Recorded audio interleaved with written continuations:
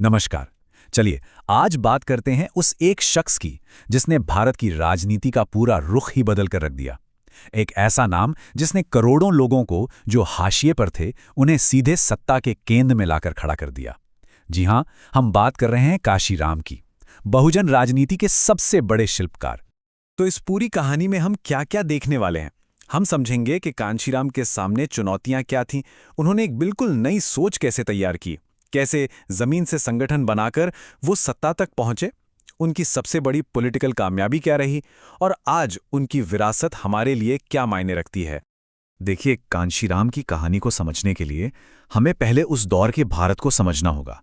उस सामाजिक और राजनीतिक सच्चाई को देखना होगा जिसमें देश का एक बहुत बड़ा दलित समुदाय जी रहा था। ये एक बहुत कड़वी हकीकत थी, पता है।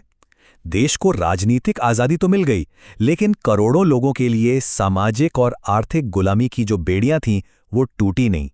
सिस्टम, कह सकते हैं, लगभग वैसा का वैसा ही बना हुआ था। दलित समुदाय सदियों से तीन बड़े मोर्चों पर लड़ रहा था। समाज में अपमान, आर्थिक तंगी और राजनीति में कोई सुनवाई नहीं। ये एक ऐसी सच्चाई थी जो बिल्कुल जम चुकी थी और इसे तोड़ने की बहुत ज्यादा जरूरत थी। और बस इसी निराशा भरे माहौल में कांशीराम एक नई सोच, एक नई उम्मीद लेकर सामने आए। उन्होंने पुराने तौर तरीकों को पूरी तरह से नकार दिया और एक ऐसी क्रांतिकारी सोच रखी जिसने सब कुछ बदल कर रख दिया। यहाँ पर एक बहुत बड़ा बदलाव था। देखिए, जहाँ पहले के आंदोलन सामाजिक सुधार और दूसरों की हमदर्दी पर टिके थे, वहीं कांचीराम का तर्क एकदम साफ था कि भाई, असली बदलाव और इंसाफ चाहिए तो वो सिर्फ और सिर्फ पॉलिटिकल पावर से ही आएगा। उन्होंने दलितों को दया का पात्र नहीं बनाया, बल्कि सत्ता का दावेदार बनाया। अब इस बड़े लक्ष्य को पाने के लिए काशीराम का सबसे बड़ा हथियार था बहुजन का आइडिया। ये अपने आप में एक क्रांतिकारी कॉन्सेप्ट था। मतलब समाज के सभी शोषित और वंचित तबके, दलित, पिछड़े, आदिवासी और अल्पसंख्यक, इन सबको एक साथ लाकर एक ऐसी राजनीतिक शक्ति बना दो जिसे कोई भी नजरअंदाज ना कर सके। और उनकी ये पूरी सोच उनके इस मशहूर नारे में साफ झलकती है। ये सिर्फ एक नारा नहीं था, ये लोकतंत्र के दिल पर एक सीधी और ताकतवर दस्तक थी। मैसेज बिल्कुल क्लियर था, जिसकी जितनी आबादी, सत्ता में उसकी उतनी हिस्सेदारी। लेकिन सवाल ये था कि इस इतनी बड़ी सोच को हकीकत में कैसे बदला जाए। देखिए, कांशीराम सिर्फ एक विचारक नहीं थे, वो एक जबरदस्त रणनीतिकार भी थे। चलिए देखते हैं कि उन्होंने कैसे एक एक करके अपने संगठनों का जाल बुना। उनकी स्ट्रैटेजी 3 स्टेप्स की थी। पहला कदम, बामसेफ। इसके जरिए उन्होंने पढ़े लिखे सरकारी कर्मचारियों को जोड़ा और एक मजबूत बौद्धिक आधार तैयार किया। दूसरा कदम, DS4। इस सोच को सड़कों पर उतारा और एक जन आंदोलन खड़ा कर दिया। और फिर आखिरी और सबसे बड़ा कदम, बसपा। एक ऐसा पॉलिटिकल प्लेटफॉर्म जो इस पूरी ताकत को सीधे सत्ता में बदल सके। उनके हर कदम के पीछे एक ही फिलॉसफी काम कर रही थी। अगर अपने हक चाहिए तो राजनीतिक तौर पर एकजुट होना कोई ऑप्शन नहीं है, बल्कि ये सबसे जरूरी चीज है, ये एकमात्र रास्ता है।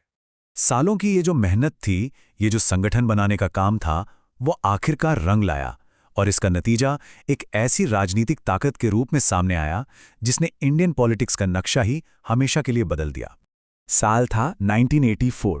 ये एक ऐतिहासिक पल था जब बहुजन आंदोलन को अपनी एक राजनीतिक आवाज मिली। बहुजन समाज पार्टी यानी कि बसपा का गठन हुआ। और ये समझना बहुत जरूरी है कि बसपा सिर्फ एक और पॉलिटिकल पार्टी नहीं थी। नहीं, ये एक आंदोलन था जिसका एक ही मकसद था, बहुजन समाज को सत्ता में हिस्सेदारी दिलाना, उन्हें सिर्फ वोटर से शासक बनाना। और फिर वो ऐतिहासिक पल आया जिसने कांशीराम की रणनीति की कामयाबी पर मोहर लगा दी। उनकी शिष्या मायावती जी भारत के सबसे बड़े राज्य उत्तर प्रदेश की मुख्यमंत्री बनी। ये इस बात का जीता जागता सबूत था कि जो समाज हाशिए पर था, वो भी अब सत्ता के शिखर तक पहुंच सकता है। कांशीराम जी आज हमारे बीच नहीं हैं, लेकिन उनकी जो विरासत है वो भारतीय लोकतंत्र में हमेशा जिंदा रहेगी। चलिए एक नज़र डालते हैं कि उन्होंने हमारे लोकतंत्र पर क्या अस्थायी असर छोड़ा है। उन्होंने दलित समाज में आत्मसम्मान और एक नया आत्मविश्वास जगाया। उन्होंने उनकी पहचान सिर्फ वोट बैंक से बदलकर सत्ता में भागीदार की बना दी। सामाजिक न्याय के मुद्दे को नेशनल डिबेट के सेंटर में ला दिया। और सबसे बड़ी बात, उन्होंने करोड़ों वंचितों के लिए सत्ता के दरवाजे खोल दिए। तो ये सब जानने के बाद एक सवाल तो मन में उठता ही है ना कि आज के भारत में जब हम सामाजिक बराबरी और न्याय पर इतनी बहस करते हैं तो कांशीराम के विचार कितने प्रासंगिक हैं? क्या उनका दिखाया हुआ रास्ता आज भी हमारी चुनौतियों का हल दे सकता है? सोचने वाली बात है।